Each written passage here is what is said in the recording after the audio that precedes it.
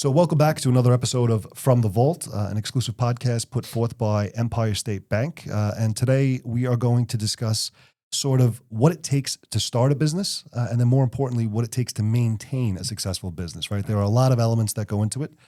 So we kind of brought in some key players that are here with us today from all elements of business formation and maintenance. We have James Thomson, Esquire, with us. Thanks for joining us. We also have Miss Nicole Bulcroft, and of course, our fearless leader, Phil Guarnieri from Empire State Bank. So, welcome everybody.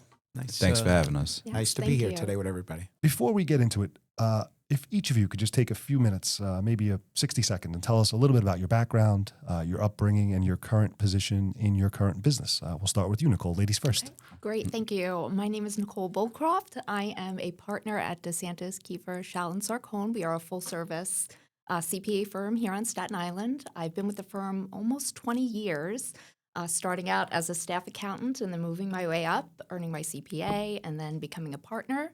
And we service all different kinds of businesses. We do tax preparation, financial statement preparation, accounting, bookkeeping. And my area of expertise is audits and reviews, mostly of not-for-profit organizations here on Staten Island. We also have financial services and investing part of our practice as well. Perfect. And I could say from experience, and I'll say it out loud, that you have been nothing short of fantastic when it comes to work that you do for the South Shore Business Improvement District. We've been using them for many years, so thank you for that. Appreciate it. No, it's my pleasure. Mr. Esquire. Thanks for having me, guys. Jim Thomson. I am an attorney at Thomson Law. I've been practicing now 18 years. Interned during law school at the district attorney's office with Judge Phil Minardo, and then also in private practice at the then Russo, Scammerdella, and D'Amato. Liked private practice the best, and since that time, I've been practicing. I opened up my own office over 4 years ago now, March 2021. We focus on investment real estate.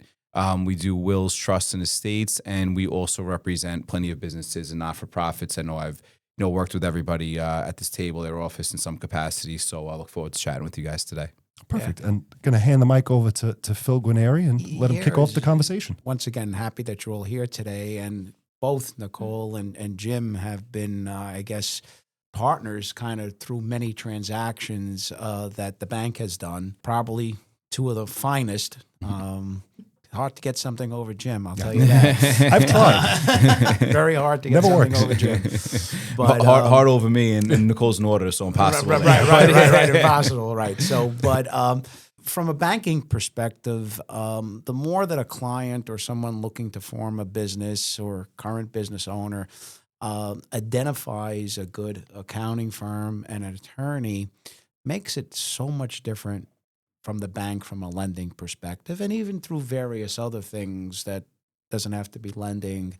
I know there's a current transaction with a company setting up an ESOP that we're dealing with Jim's firm. So it's like we said in prior episodes, it's all about relationships. So the relationship just isn't the bank and the customer, it's the bank and their support group that's behind them.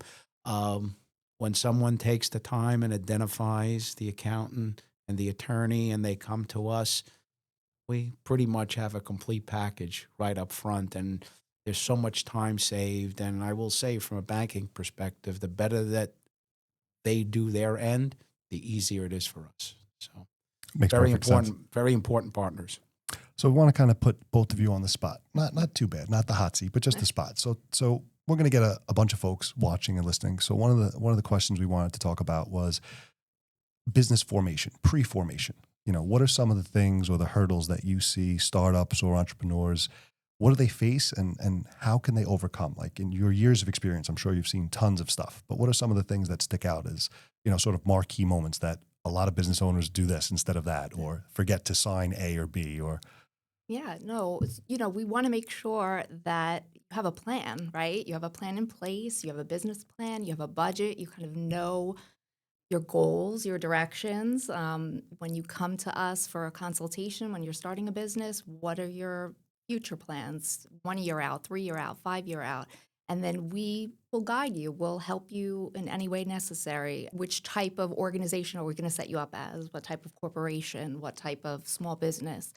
that will drive which tax returns we'll prepare for you, the type of accounting, the type of bookkeeping. So it's just having that plan in place before you even come to us so that we can guide you in the right direction. So I have a question. I actually Yes. was the opposite. I didn't do this the right way 19 years ago.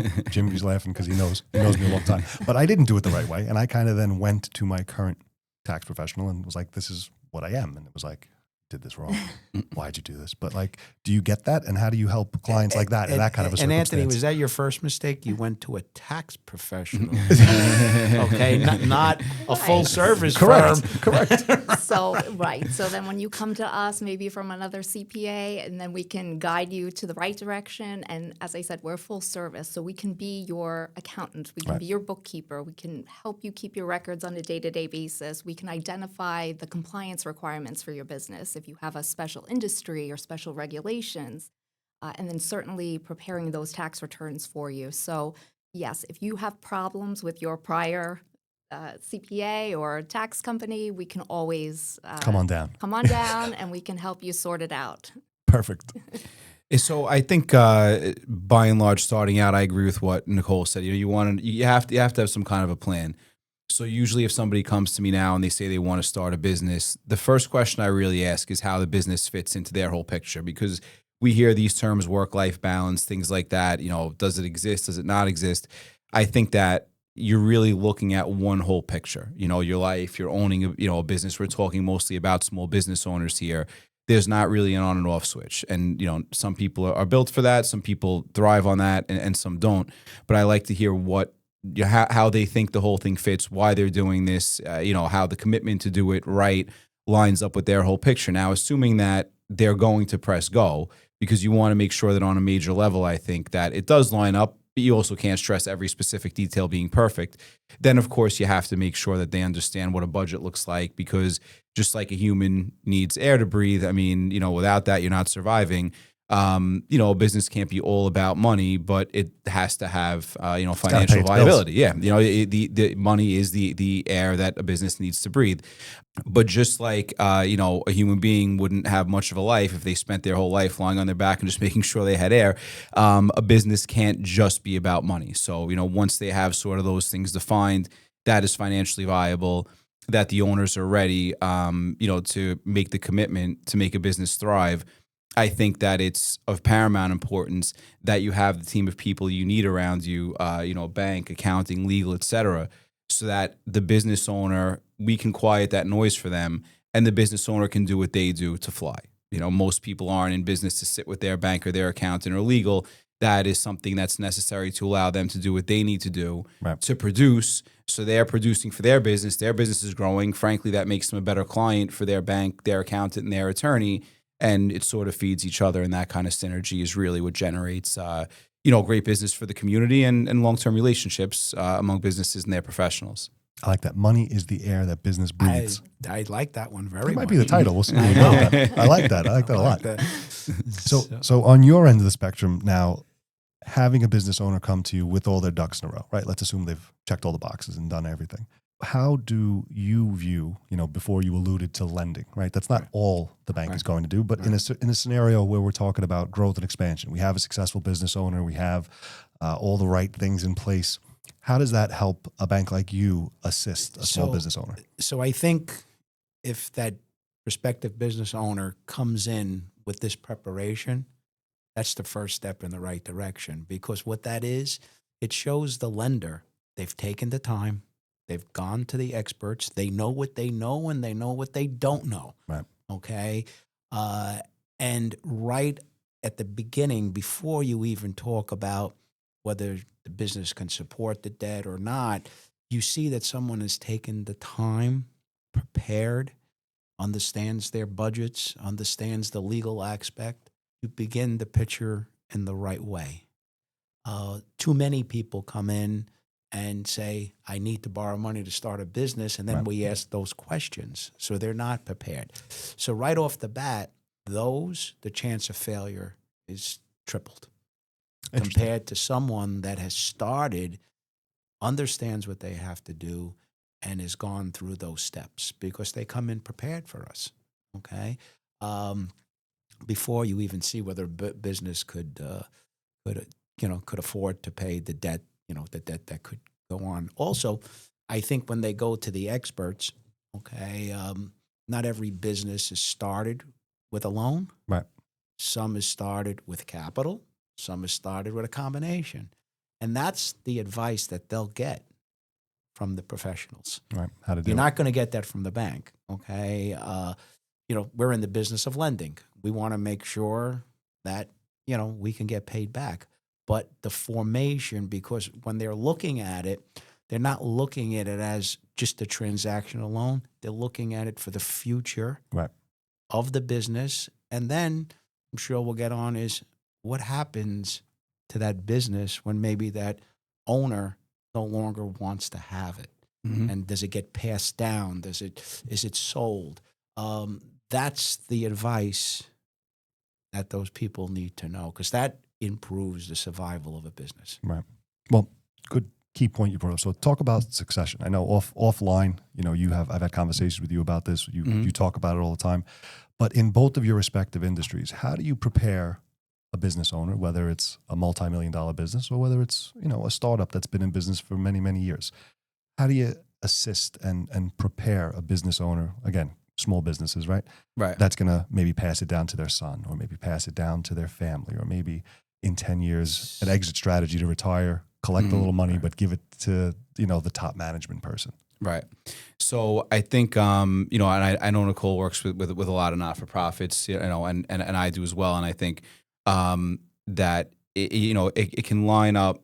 That conversation works, for for-profit corporations, not-for-profit, and not-for-profit in some ways it may, even in some ways it may be even more important.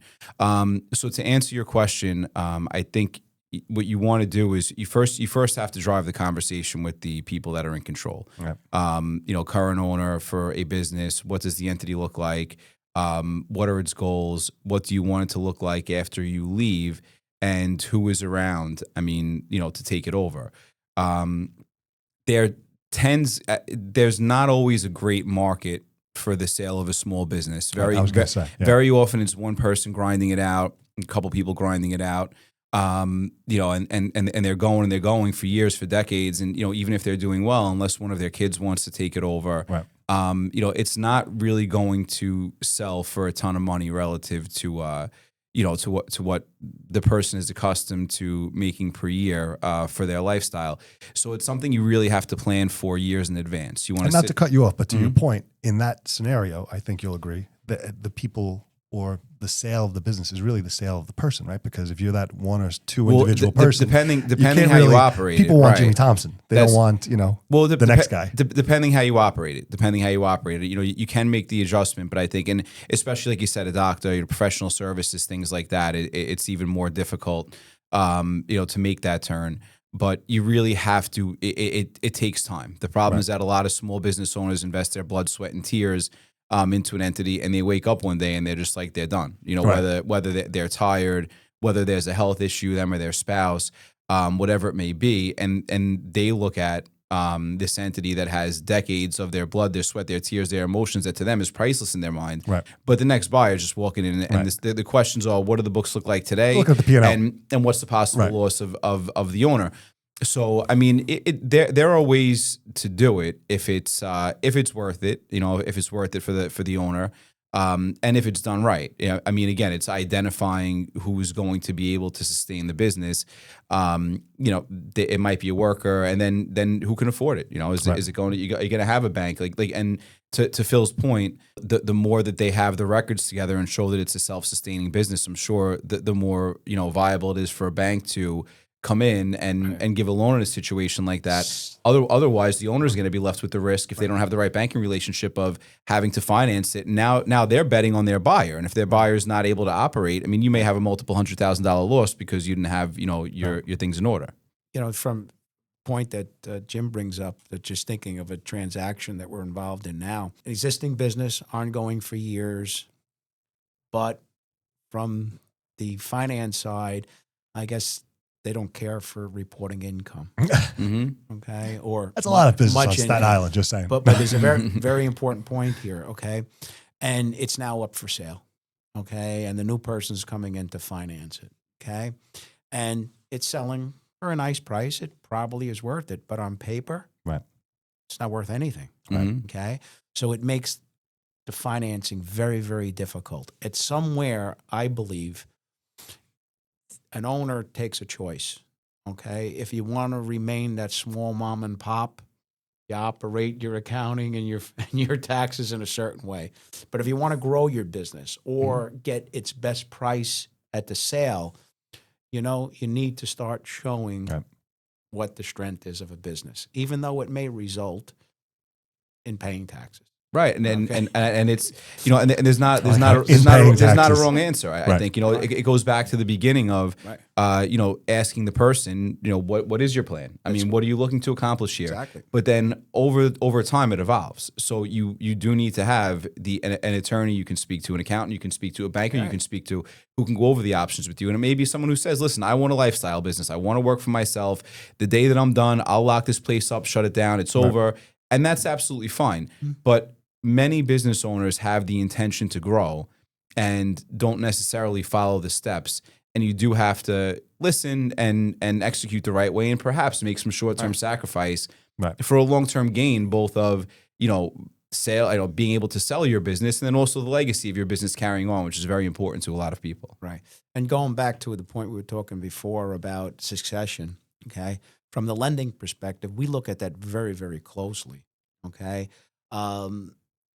So, for example, we have another customer where it's a very large customer of ours, a big lending relationship. About 4 years ago, we started getting his son. We're monitoring his son more than we am the father today. Okay, Makes sense. because my payments may go way past when the father decides to hit lotto and take off. Right. Okay, so it's very important that advice that they're getting from experts that we have in the room is, like you said, it's a choice. If you want to remain a small, and that all works, that's fine. But if you want to grow, if you're going to need to finance, if you're going to need to do other things, raise additional capital or whatever, and grow your business, well, you got to look at it, more from a standpoint of, hey, there's certain things I got to prepare. Absolutely. And just going back to your point about keeping your finances in order, accounting is not the most exciting area That's for a not true. business. It's very exciting. But it is important to maintain the relationship with, whether you have an in-house bookkeeper or a CPA firm like ours, to continue to work with us. If you have any shortfalls within your, financial teams, we can assist you with that. And it's so important for financial reporting with the bank, ongoing. If you have a loan, debt covenants, you need financial information from your businesses that we can help you with. So I think we can touch on this because, again, Staten Island is unique and we get away with this. And I think it's an appropriate conversation because we're talking about what you need to get your business off the ground, a team of experts. But, the three of you right now in this room have all built your own successful businesses on the back of philanthropy and or community involvement and or nonprofit work, right? You both mentioned it separate times. Empire State Bank is heavily involved on probably every nonprofit in Staten Island. I don't know if I could say that, but I'm going to say that, right? But the point is, so now assuming you're a small business owner, you've gotten your ducks in a row, you're plugging along, talk about, unique experiences that you've all had that relate to being a part of the community that have led to future business or led to growth in your own industries through simply giving back or simply being at an event or supporting a certain nonprofit on Staten Island. Nicole, you can open up first. So yes, most of the business within our firm in the audit space is related to not-for-profits. We have many clients on Staten Island, throughout Brooklyn, Queens, New Jersey. And, it's just being out in the community. Most of our partners are part of the Staten Island Chamber of Commerce, the SIEDC, Rotary, and we are at events throughout the year. And we attend the not-for-profit conference. So, we're out there. We're seeing our clients out, at all different events. And it's really helped us grow our business. Certainly word of mouth. Right. We present to boards. I know Phil's on several boards that we present to. And, that's a great way for us to expand our business. And what about your world over there? Yeah, I think, in all honesty, starting out, it was just I have to get out and about to build this. And I mean that was really what it was. Get to different events. A lot of the time, it is not for profit focused. the business community is fantastic. I mean, anytime you drive past the Little League, pardon me, you see signs from local businesses all over the place. Any fundraiser, there's businesses, the banks are there. So you're going to get to meet people and develop those relationships, and ultimately those relationships do lead to business. But I think, sort of as the whole thing working together, we're all community-based businesses. You have your business goals that you have to meet. Your business has to thrive. You have to pay your bills. You have to hit your savings goals, whatever those might be. But I think a lot of us also do find that there's, a passion of ours that relates back to the not-for-profit community. And I think I think that's when a lot of it starts to click. On the tough days, going to business, no one wakes up every single day and it's sunny and it's great. Right, and, of course. You're looking forward to every second of it. But I mean, the opportunities that come with, being able to sort of drive the ship of a business and what that can mean for the things that are important to you in the community. So I think that, that in that way, it all connects, and that can sort of draw back out some of the original purpose of why you went back, why you're in business to begin with. And, again, feeds off each other, saying, hey, I have to keep this going so I can accomplish something that's very important to me. All of a sudden that feeds your business, and away we go. I think that makes Staten Island unique. Right. Well, that's certainly the case, Anthony. I know, like for the bank, we're sometimes viewed as a bank. We're actually a small business. Mm-hmm. Okay, we're fairly small bank in the banking space. We have under 50 employees in the entire bank, and really our mission has always been to be in that community, be part of it. So we do things because we want to do things, not because we have to. And I will say Staten Island has been so generous because we don't ask, and it comes back to us as a business. Right. I'm very happy and proud in saying that that's the way this community is. And it's just, I think it's business people helping business people, okay?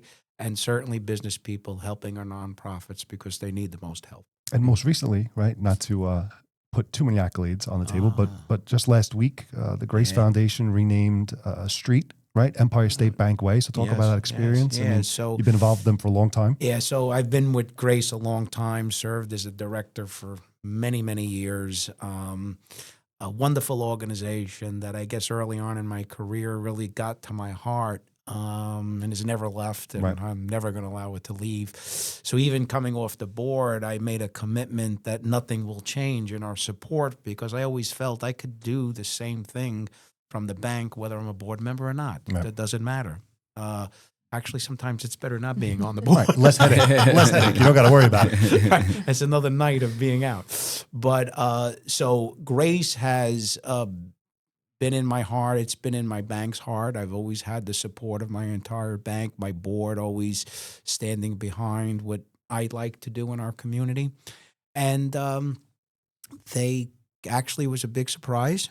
I got a call from Kathy, and Kathy said to me, Phil, we're going to name the street after Empire State Bank. I was, when you're not looking for something and something as gracious as that comes your way, it was a big wow. And, I recently made a statement. I said, I've been honored in so many galas, and those are all wonderful. But when I look at this one, it's lasting. Mm-hmm. It's there. Right. It's there all the time. Now I could tell somebody, hey, you're going to Grace, turn on Empire State Bank Way. Right, that's cool. Okay. We got to see if we can get that changed in Google Maps. I got to work on that. See if we can get that done. We'll probably, the city will probably bill me. But it just, you do a lot, and there's many, many times in my career that just warming things come back and makes you feel real good and makes getting up in the morning for many reasons enjoyable. Makes it worth it. Yes, it does. It does. Yeah, I mean, this community sticks together. I mean, there's no question about that. Yeah. That when the chips are down, everyone, everyone's there for each other. 100%. And I've heard a number. It really is. It's unique as it gets in a lot of ways because we're part of the biggest city in the world. A lot of us do work with people off island. Manhattan businesses. You're at that level. But then, on the same day, your next meeting can be with somebody who's in this, bedroom community. So it's like, you can really relate to almost anybody. And I'm sure you all have. heard a number of people who are from Staten Island and then move say that they think that gives them a skill that they find to be unique, that they can really be in a conversation with almost anyone. any kind of person, and they feel very comfortable. So I mean, the city as a whole, they say you can make it here, you can make it anywhere. Staten Island is probably even a notch up because we have something a little bit different than the other four have. That we're a small town, but we're a big city. There can't be many places that have that combination to the extent that we do here.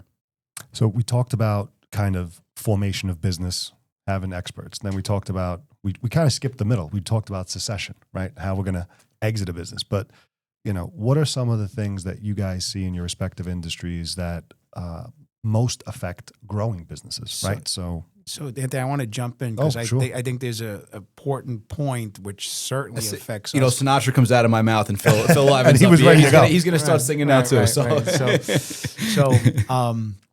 What we see on an ongoing business, so we've done the financing, okay?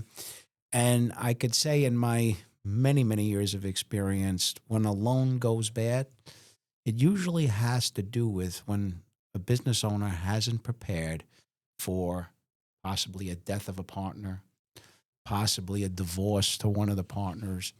And there are tools that can be used to protect about that most, especially partnerships from a standpoint of, some people say, well, you have two people, but it's two people with extra liabilities. Which have different lives, that have different things. At one point, one of the partners wakes up and says, I don't want to do this no more. But the other one does. So maybe talk about that from both of your perspectives, because that's where we see most home problems, to tell you the truth. Yep. Well, our firm is a partnership, so we have firsthand He didn't knowledge mean of yours. that. He didn't mean yours. No, and not in a negative way, but also just thinking about the future. And we have several young partners like myself that are, we're new partners to the business, and how are we going to be the next generation of taking over the firm and being the more senior partners. So it's a conversation that we have for many years. We bring in, new partners as we can. And so that's always a part of the conversation because, there's risks there, as you mentioned, if you don't have those plans in place. Right. And that's great when you have a firm that can bring in partners, and law firms sometimes do that. But when you go to the mom and pop, or the two individuals that started that restaurant, Right. Okay, where The uncle and the nephew. Yeah, where you're not. So I think that's every single business that has any kind of longevity has major problems. It's it's a 10-round fight. You don't know when the punch is coming. And to the point that Phil and Nicole have both made, us being a small business too, I think that's something that we're used to and we can see. I mean, you look at Apple. I mean, Steve Jobs got thrown out. I mean, you look at any business has that story of things that went wildly wrong along the path. But what there are patterns, and across all businesses, about things that are likely to happen, issues, as Phil said, that are the most common. And I think what we can do is we can sort of draw people's attention to that, and hopefully communicate to them in a way that they can start to think about them ahead of time, look at solutions, that when the problem comes, there's an increased likelihood that it's one that you've thought about. Right. John Fusco, who was a partner at my prior office, a line from him: "An ounce to prevent is worth a pound to cure." I mean, it's so true. So we can sort of help put infrastructure in place to help people and businesses through those problems when they come up. And again, to the point Phil made before, when these things are going on, these surprises that are taking your attention away likely from what's producing in your business, you're going to have to go to a lender. Your accountant's going to have to be a part of it. Right. We are as well. So the more that you're prepared ahead of time, you're taking a package to a bank. Hey, I need help right now, and you're showing that you have your what together. The more likelihood you are to get that help, get past that point, get back to producing, get your business back on track to flying like it's supposed to be. Right. But we see a lot of times, which makes us very happy, is when you have partnerships, okay? We see life insurance brought in. We see buy-sell agreements brought in, okay? And that's like what you're saying is the preparation, okay? If one day, as I said, that partner wakes up and wants out, it's already predefined what has to happen. It's not we're getting into a fight at this point, and that's what hurts the business. God forbid something happens to one of the partners. There's a policy that will come in, pay off the heirs. okay, and free the business up all. So that's, Well, what if a partner is getting divorced and that divorce can impact ownership of the business? doubt. You have it spelled out in the operating agreement, how that gets addressed. If you have your, accounting records together, if you have a bank that's a partner, that can come in and knock the problem out financially. Without that, now all of a sudden your partner's getting divorced, so you're going through a divorce too. So yes, right. No, you're so is the business, which is a separate entity that's paying the price. That's correct, and that also results in sometimes businesses struggling because these things have not been prepared for. Right, crazy. Not putting all the ducks in a row. That's it. And it at the end of the day, for most businesses, it's simple stuff starting off, and then as you grow, and then you can get into the more complicated things. But it's starting off with those, again, what we keep saying, if it's true, the right relationships that just structure correctly from the beginning. So I got a question out of the blue, but just because I've known you for so long, and at what point do each of you, right? And it's a question for all of you. At what point do each of you wear the professional hat, and then when does the professional hat come off, and are you the psychiatrist for the business owner, or just the ear? I mean, I'm just thinking of how many times I've called with questions, right? Or, Nicole, even you. I mean, I don't call you as much because I don't know you as well. But when we're doing bid work, right, I'm emailing and saying, did we do this right? I don't from know. a banking perspective. I wouldn't call. Well, you do need a psychiatrist, Right, well, that's true. Okay, but I think when you call, you're looking for the consultant. Well, that's okay? right. So in other words, some expert giving it goes you that past advice. just banking. And, it goes past yes, accounting. and law. I think that's the value, certainly, of this team here, but that's the value throughout, I think, Staten Island small businesses. It's those relationships, okay? This is not something you're going to go online and type in a few things and get some legal form or accounting document. Right. It's that ability to speak to individuals, to give that guidance, to understand that I don't think you get over the internet today. No, and if you did, then we're out of business. I mean, so the second that happens, I think that's necessary. AI is going to swoop in. Honestly, and that overall, that's my favorite part of the of being an attorney is when you have that close enough relationship with somebody. Where Staten Island, again, we love The Godfather, right? There's times I get to be Tom Hagen and just give sound advice. Exactly. There's times that I have to backsmack somebody. You can stop by acting like a man, but you have to run the gamut of being able to speak to people. This actually is not a running the gamut thing. You speak to people as a human the whole way through. Right. That I think is the key. That's when the client opens up. That's when there's trust. That's when you're really able to counsel them, which most attorneys really do enjoy doing, including me. And then you get to the nuts and bolts of of hopefully solving the problem. So. And that's really an important part of our business. You could call me today. Right. We're not engaged for your audit until the fall, but I'll answer your questions. I'll do the research for you. You're going to regret saying that. You heard it. She's going to regret that. We do it for all of our clients, and I think that's one of the things that I like is we have the ability to do that. We have the relationships, and I'm glad that our clients can feel comfortable just calling us up and asking a question, and if we can help, always. When you're comfortable with the players, certainly in Staten Island, I know there's been a number of times with Jim where he may be representing the borrower and we're the bank. And, sometimes the message doesn't come through to my end to make a decision. But I could pick up the phone or he's going to call me. We're going to sit down and we work it out. Right. Okay. We work it out. So I think it comes down to those relationships that you should have with CPA firms, with attorneys. Certainly from your client side, but even from the bank side. We love to know everybody that's representing our clients so that we can have that business conversation and come to a conclusion for the benefit of that client. How do we talk about the growth? How do we talk about how to take your business to the next level once you've been humming along for a few years? What are some words of advice? Our position is limited as far as we do, the wills, trusts, and estates, which can line up with succession planning, operating agreements for an LLC. We do the real estate transactions, but if there are lawsuits, we don't handle them.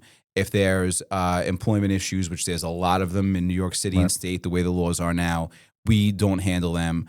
But what we are is we sort of serve as a quarterback. I mean, as far as where the phone call, someone's going to reach out to us, and we'll, pass it off to somebody who's able to handle it. So, I think you have this winding road of unexpected things that come up, and you have to have a central person in certain seats that you trust to know you, to read, what you're looking to accomplish. Frankly, sometimes to read what your, the financial capacity is to handle the problem, Right. and then direct you to somebody that's going to be able to help out. So, formation starting up, we're very actively involved. If someone's doing succession planning, we're very actively involved. Along the way, you're going to get your phone calls from people, and help them out. As you see things along the way, you're proactive and let them know, for example, hey, I know that you added a partner, you didn't update your operating agreement, something like that. But along the way, it's just being that trusted advisor for people that sometimes they may call you and know 100% that you can't handle it. They may call and say, my cousin's going through a divorce. I know you don't handle it, but I trust you'll put me in touch with the right person.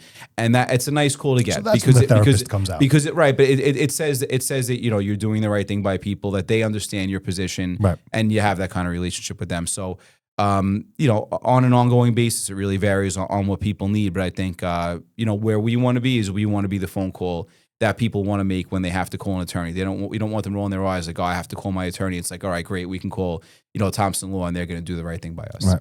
So maybe that question's better suited for you then, because the growth in the middle, right? Right. The growth in the middle, having us as the firm kind of in there day by day, even month by month, making sure that financial information is good, so that when we come in to do your returns, we can get those out timely. That there's always issues there with getting tax returns and compliance returns done on a timely basis, but also so that we know if there's a problem. If you have good financial records, we could see that, and we can advise you on next steps.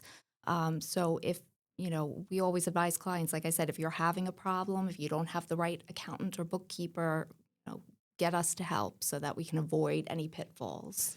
Right. So, Anthony, one of the things that I see from, I guess, being involved with businesses for so many years is on the accounting CPA side, there's more contact, right? You're going there for your tax return. You're going there if you're keeping the books, okay?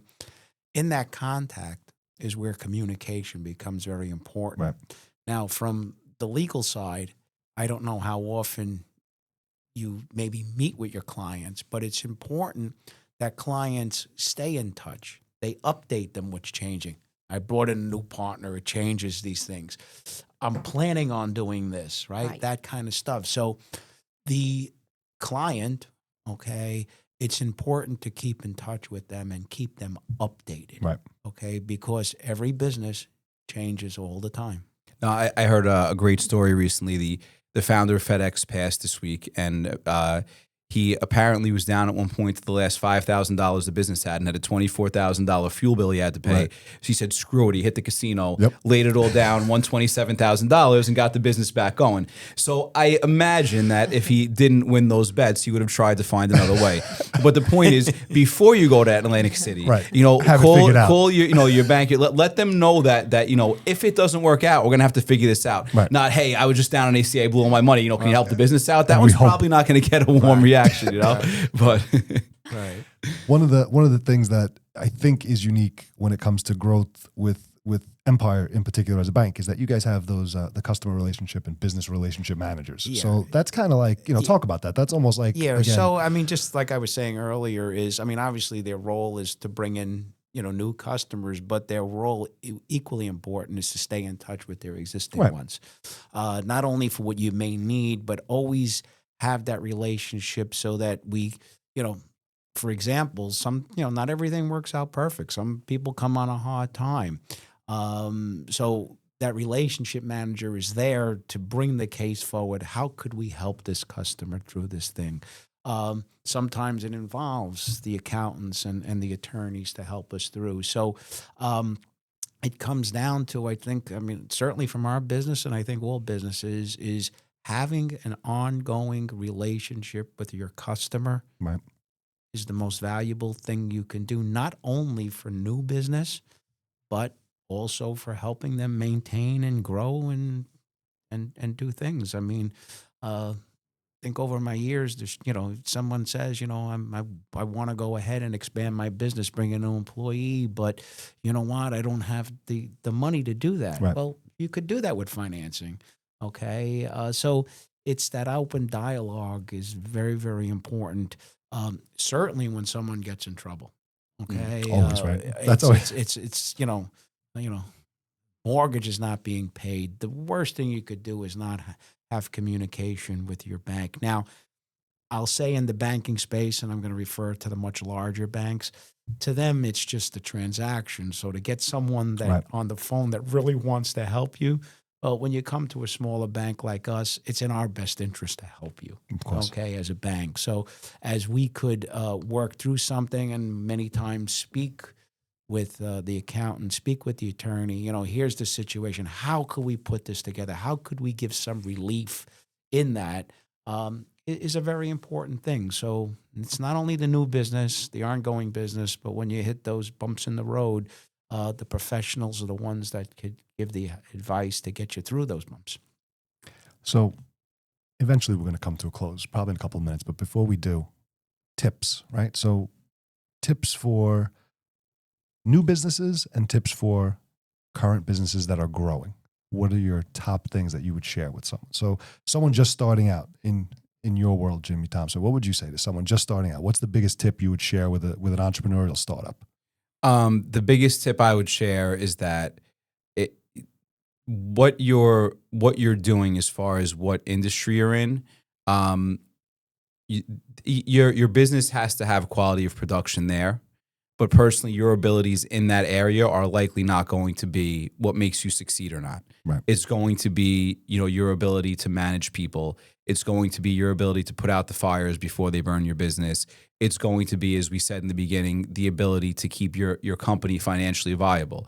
So you have to have a passion to operate the business that way and not just think, hey, I've been going to a bunch of restaurants. I know that if a restaurant did X, Y, and Z, So we it could would be open the one. best restaurant in town. Yeah, for some reason, as we all know, a lot of people do attract to that business. Right. Well, the other restaurants may know that, but they, after they spend the time on whatever else they need to do to operate, after they spend their money, they just may not be there yet. Right. But the point is, you have to, to hit those points.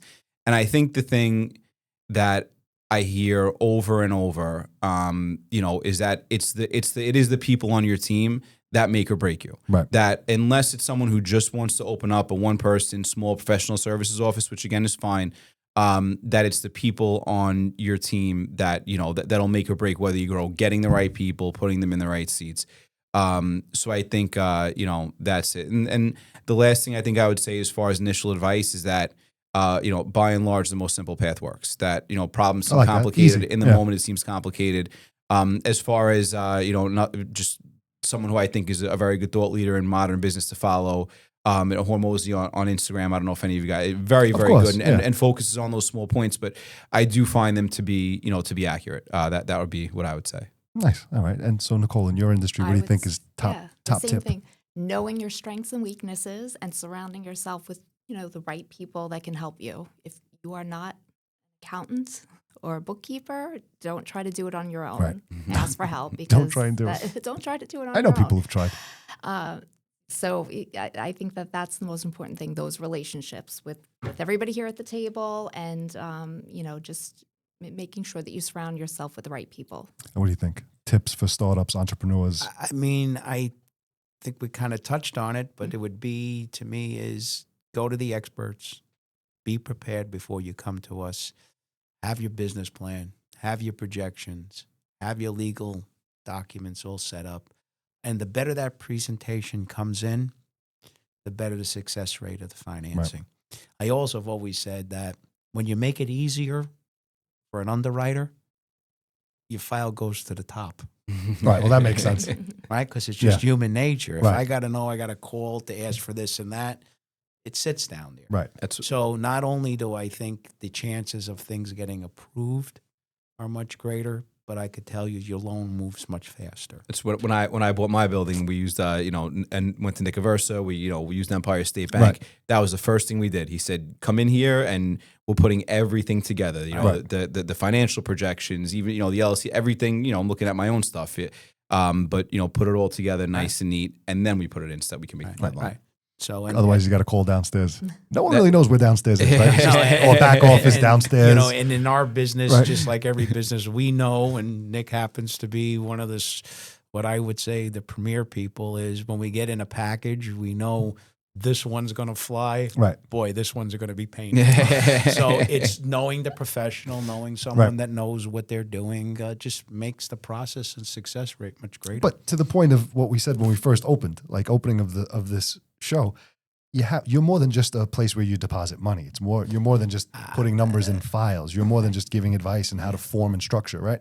If you don't have that relationship with your bank, you're not going to know. You're just going to upload some documents, right? They're going to send you something over.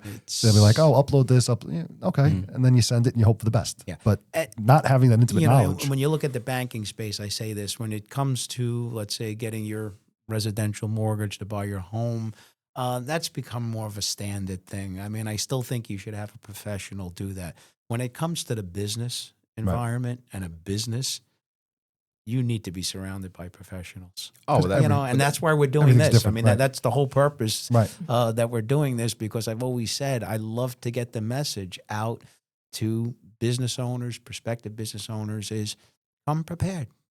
Surround yourself with the right people, and that's why I think we're here. Without a doubt. To your point that if you have a partner and something happens to the partner, you don't have an operating agreement. It's not spelled out what happens if the partner passes.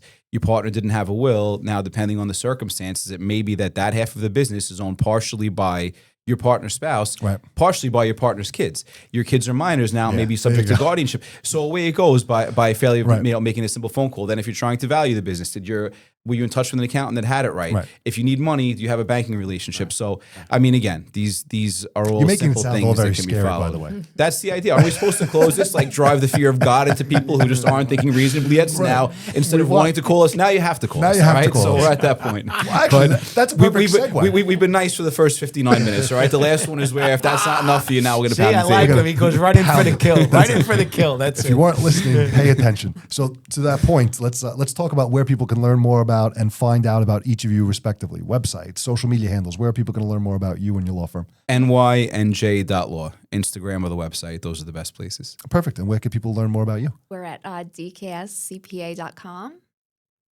And where we learn about Empire? I don't know where's that. I don't know. Never heard of it. ESBNA.com.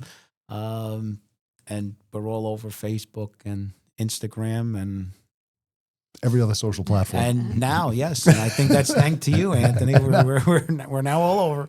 Perfect. So closing remarks, Phil, before we close the segment. I'd like to thank you for joining us today. I think it was very rewarding. I think there was a lot of good information given out, and I ask those people that are watching this and seeing a benefit, please, take advantage of these professionals. We're certainly here to help. Absolutely. So thank you guys for being here. Anyone who is listening or watching, we want to make sure that you follow us on social media, subscribe to the YouTube channel. Thank you for joining us. This is From the Vault, and we'll see you next time.